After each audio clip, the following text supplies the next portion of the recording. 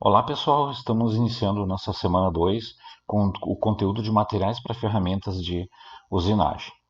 A gente começa falando de quais seriam as exigências básicas em termos de propriedade para o material que é utilizado em ferramenta de usinagem. Então a gente pode ver nos primeiros dois itens aqui que a dureza é um dos fatores principais. A dureza quente ela é necessária porque quando a gente pratica a usinagem, o par peça-ferramenta, ele atrita e esse atrito gera um calor. Então a ferramenta tem que se manter as propriedades de dureza em altas temperaturas. A baixas temperaturas, a mesma coisa. E, em ambos os casos, a dureza da ferramenta tem que ser superior à peça que nós vamos usinar. Quando a gente trabalha com usinagens difíceis, onde eu tenho impacto, corte interrompido, superfícies muito deformadas, como por exemplo são as peças de fundidas, eu tenho que ter uma ferramenta com uma tenacidade ah, que suporte esses impactos, que não lasque, que não quebre com a usinagem em si. Então a tenacidade também é uma propriedade importante. Como eu disse antes, a gente tem atrito. Então, para combater o desgaste causado pelo atrito, a ferramenta tem que ser resistente à abrasão. Ela também tem que ter estabilidade química para não deformar ou para não trocar material, para não soldar com a peça, ela não pode ter uma afinidade química. E outro item importante é que se a ferramenta, se o material, o processo para fabricar ela, ele é fácil de se fazer, é fácil de se obter a ferramenta, ela vai ter um preço econômico. Isso também é um fator que acaba influenciando na escolha da ferramenta. Dentro dos principais materiais para ferramenta, eu selecionei 8. Aços ferramenta foram usados no passado, mas hoje eles têm aplicação mais na indústria de moldes e matrizes, moldes para injeção de alumínio, matrizes de estampagem. Eles não são mais usados para ferramentas de usinagem. Os aços rápidos são muito utilizados com e sem cobalto, a gente vai ver quais são as diferenças. As ligas fundidas, os carbonetos sinterizados, que nós conhecemos como o principal deles, o carboneto de tungstênio, que é o metal duro, cerâmicas de corte, cermete, que isso é um compósito cerâmica-metal, o nitreto de boro cúbico, CBN, ou também conhecido como PCBN, o nitreto de boro cúbico policristalino, e os diamantes. Uma observação aqui importante é que tanto o carboneto sinterizado, como as cerâmicas, como a cerâmica que está na Cermet, como a CBN, elas são consideradas cerâmicas. Porém, as literaturas de usinagem separam elas em grupos distintos, ok? Então, avançando, a gente vai perceber que ao longo do século passado e no início desse século, os materiais tiveram umas curvas de evolução. E essa evolução está demonstrada em termos de velocidade de corte. Então veja que os aços ferramenta, por que eles pararam de ser utilizados? Porque lá no início do século XX, ainda do ano 1900, ele já tinha chegado ao auge das suas propriedades. Já se sabia que a dureza não ia ser maior do que a que foi descoberta. Então eles não foi mais investido nisso para usinagem. As ligas fundidas também estabilizou, o aço rápido, metal duro. As cerâmicas aqui ainda tem uma leve curva de evolução, porém tendendo a estabilizar num futuro não muito distante. Entendendo também que a velocidade de corte, que é importante, é uma importante propriedade quando a gente usina materiais, do aço ferramenta é menor do que a liga fundida, que é menor que o aço rápido, menor que o metal duro, que é menor do que a cerâmica. Então a gente também tem aplicações diferentes. Quando a gente conversa sobre aquelas duas principais propriedades que são dureza e tenacidade, a gente vai perceber que uma anda na contramão da outra. Por exemplo, a gente começa com o de menor dureza, os aços ao carbono, os aços rápidos, as ligas fundidas, metal duro, cermete, cerâmica, o CBN aqui, até chegar ao diamante. Porém, a tenacidade diminuiu. Por isso que existe toda essa gama de materiais, porque vai ter situações em que a gente escolhe um material duro com uma tenacidade baixa. Vai ter situações em que a gente escolhe um material não tão duro, mas com alta tenacidade. Então é importante conhecer esses diferentes tipos de materiais. Quando a gente olha um gráfico desse tipo, de dureza por tenacidade, a gente vai perceber exatamente isso. Materiais que têm elevada dureza, como o diamante, têm tenacidade pequena. O aço rápido ele tem alta tenacidade, porém ele tem uma dureza baixa. Se nós fôssemos falar no material ideal para usinagem, ele seria um material extremamente duro e extremamente tenaz, ou seja, ele estaria onde essa seta está apontando, né? Porém, a gente vê aqui pela distribuição dos materiais, né, que não é assim, que ele obedece a mesma coisa que a gente tem falado até agora. Alta dureza, baixa tenacidade, alta tenacidade, baixa dureza. Tá? Aqui só para não tinha aparecido antes, né? HSS é a sigla em inglês para aço rápido. Bom, a gente falou antes de dureza quente, né? Então aqui a gente pode ver que a temperatura vai aumentando e conforme a temperatura aumenta, a dureza, que está na escala de Vickers, né? A dureza ela vai diminuindo conforme a temperatura aumenta. Isso é normal de todos os materiais para usinagem. Só que a gente percebe que, por exemplo, comparando com o aço rápido com o metal duro tem uma amplitude aqui até 1250 graus, enquanto o aço rápido no 750 já encerra o nível de aplicação. Bom, vamos falar um pouquinho de cada um deles aqui para a gente especificar. Então, aço ferramenta são aços normalmente utilizados na confecção de moldes e matrizes. No passado, eles eram confeccionados para ferramentas de corte, mas eles não tinham assim uma grande umas propriedades que beneficiassem eles na usinagem. Então, lá pelo início do século XX, o Taylor ele desenvolveu o aço rápido, usando tungstênio, cromo, vanádio, além da inserção do cobalto que vai aparecer depois, né? Então, o aço rápido ele tem uma temperatura boa, ele tem resistência à abrasão, ele tem um preço elevado se comparado ao aço ferramenta.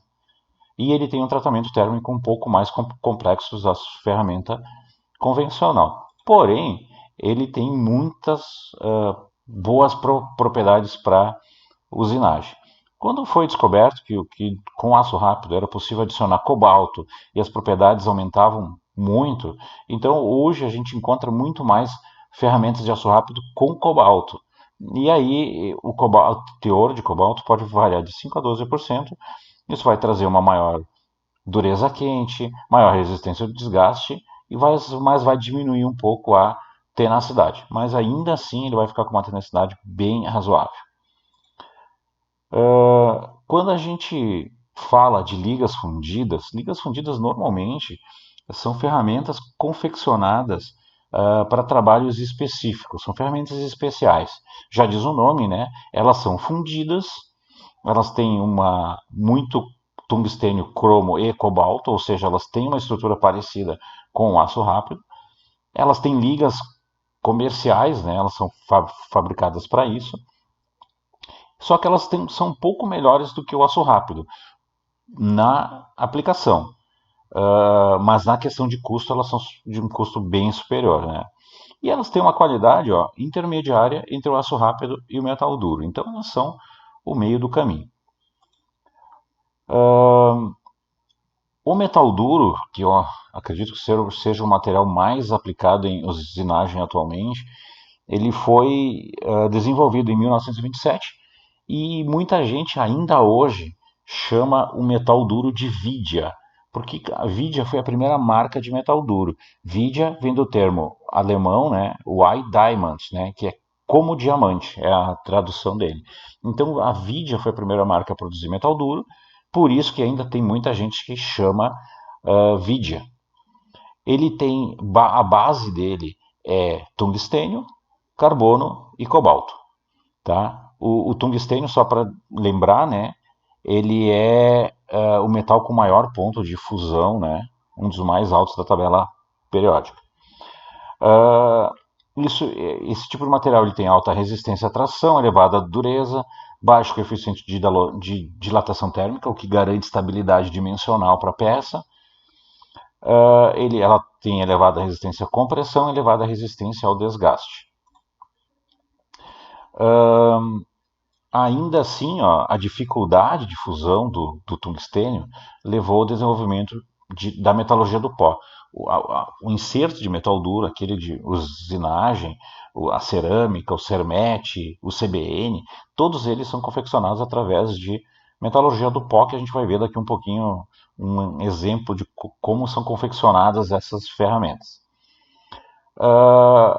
Então a gente fala, como a metalurgia do pó, ela tem características próprias, né, distribuição de estrutura bem controlada, pode ter adição de carboneto de titânio e tântalo para reduzir o atrito, e alguns, inclusive, adicionar alguns carbonetos que apresentam dureza maior do que o tungstênio.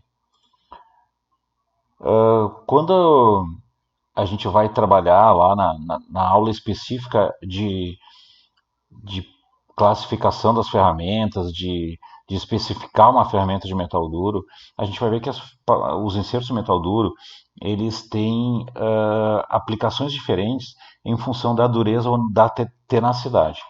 Por quê? Porque ao carboneto de tungstênio é adicionado o cobalto. Então o cobalto ele vai dar mais tenacidade ou menos tenacidade de acordo com o percentual que for colocado junto com o carboneto de tungstênio. Então, essa é uma das propriedades que vai aparecer depois e é em função dessa questão aqui. A gente vai ver lá quando a gente estudar que o metal duro ele é classificado de acordo com a norma ISO para diferentes tipos de aplicação. Então, por exemplo, metal duro da classe P, a aplicação é para aços, né? Então, usinagem de aços e materiais que produzem cavacos longos. A gente tem a classe M, que é para os aços inoxidáveis, normalmente, e a gente tem a classe K, que é para usinagem de ferros fundidos. A gente vai ter outras classes aqui para materiais não ferrosos, para as ligas especiais, tipo Inconel, Monel, e, enfim, para os materiais temperados. A gente vai ver que tem outras classes aí, mas essas três são as principais porque abrange um grupo de materiais enorme.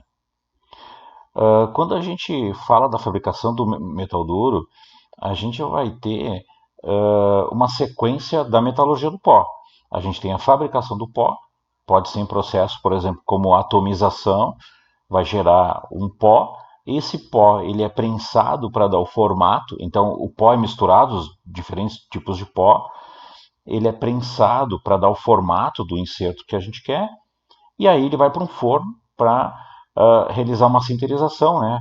Para fazer a consolidação das partículas e poder gerar um sólido maciço. Normalmente aqui, entre a prensagem e a sinterização, ocorre uma contração muito grande. Então é bem comum nós termos uma contração aqui na casa dos 20 a 30% de um processo para o outro, em função que as partículas vão ficar mais próximas após a sinterização. Temos uma etapa de retificação e afiação, depois algum tratamento, algum polimento nas arestas de corte, alguma coisa que seja necessária, e por último vai para um forno, né, para ser feito os tratamentos de cobertura, aquela cobertura dourada que a gente vê nos insertos, ou prateada, ou acinzentada, ela é feita normalmente por processos CVD, de deposição química de vapor, ou deposição física de vapor, o PVD. Então, um dos dois processos. A gente vai ver mais para frente que aparece, inclusive, essa informação. Tá, então, esse ciclo aqui é um ciclo de metalurgia do pó, com alguns acréscimos aqui para melhorar a performance das pastilhas.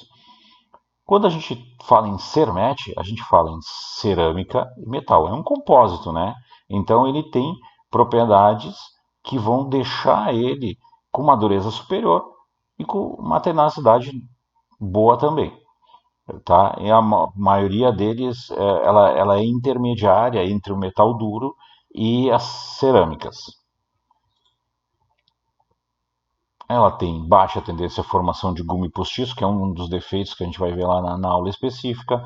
Tem boa resistência à corrosão, boa resistência ao desgaste, resistência à temperatura, alta temperatura e uma alta estabilidade química. Ela não tem muita aplicação na indústria. A gente não vê muito pelo nome Cermet, mas a gente pode encontrar elas comercialmente, sim. A gente encontra mais são as cerâmicas, né? As cerâmicas são confeccionadas por metalurgia do pó, exatamente como a gente viu lá naqueles processos.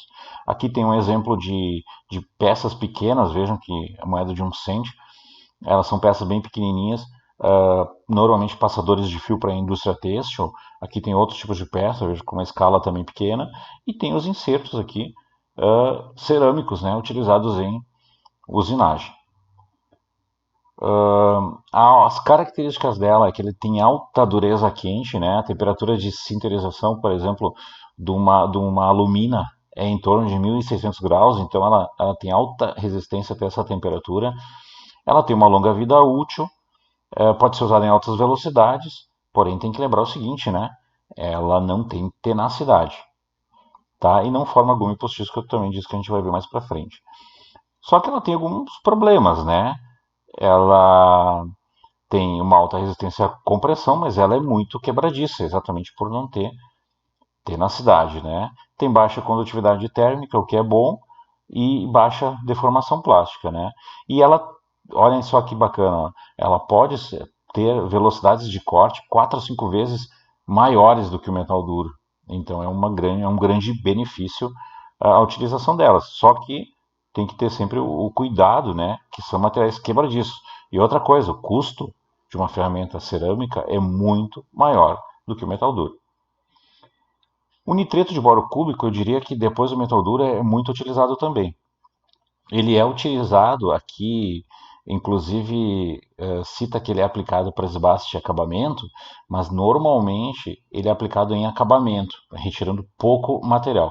Como o nitreto de boro cúbico ele é um material caro, a gente vai ver tipos de situação como essa. Ó. Eu tenho um corpo de metal duro e aqui na pontinha eu tenho o CBN.